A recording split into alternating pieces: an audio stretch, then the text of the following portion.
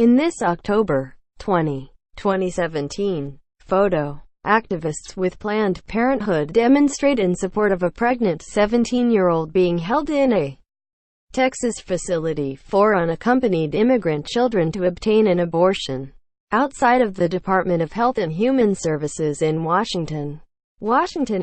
Scott Lloyd, the anti-abortion activist who heads the Trump administration's refugee resettlement program, tried to prevent a 17-year-old rape victim in federal detention from getting an abortion. According to court documents, disclosure of the documents Thursday revealed a significant escalation of the administration's efforts to prevent immigrant teenagers in federal detention from getting abortions. In the past, anti-abortion policies have almost always included an exception for rape cases.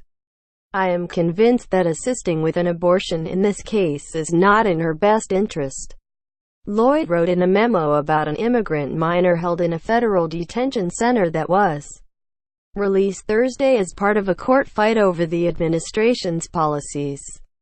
I am mindful that abortion is offered by some as a solution to a rape, Lloyd wrote. I disagree. To decline to assist in an abortion here is to decline to participate in violence against an innocent life. Under Lloyd, the administration has said it will not facilitate abortion for unaccompanied minors who are caught and held after crossing the border illegally.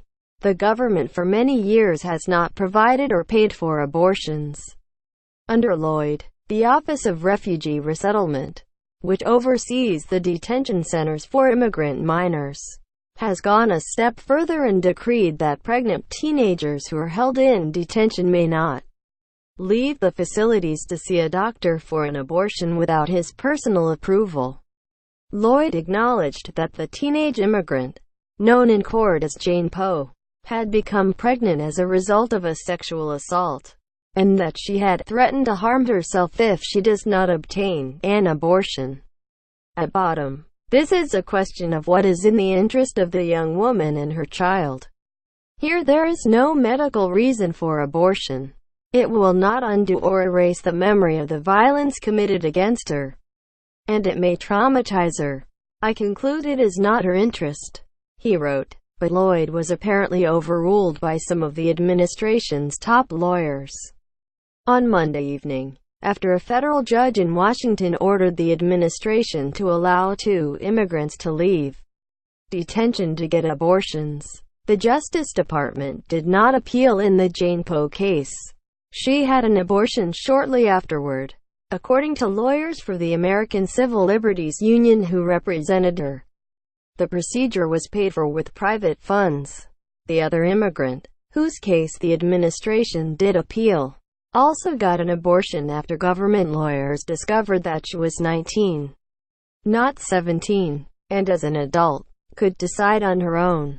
This latest revelation exposes the Trump administration's extreme anti-abortion ideology, said Bridget Amiri, an attorney for the ACLU's Reproductive Freedom Project. It seeks to force women to continue pregnancies against their will. The legal battle over whether these young detainees have a right to seek an abortion is far from resolved. Top Trump administration lawyers have been determined to get the issue before the Supreme Court. In a previous case involving an immigrant seeking an abortion, administration lawyers on November 3 filed an unusual appeal with the High Court that accused the ACLU lawyers of deception and sought some punishment against them. They were upset because after U.S. District Judge Tanya Chutkan in the D.C. Circuit, by a 6-3 vote, ruled that a pregnant teenager, dubbed Jane Doe in court, had a right to an abortion. The woman got the procedure before the government could file a further appeal. This was a total surprise. We're disturbed about it, U.S. Attorney General Jeff Sessions told Fox News subsequently. The administration's appeal in the case of Hargan v.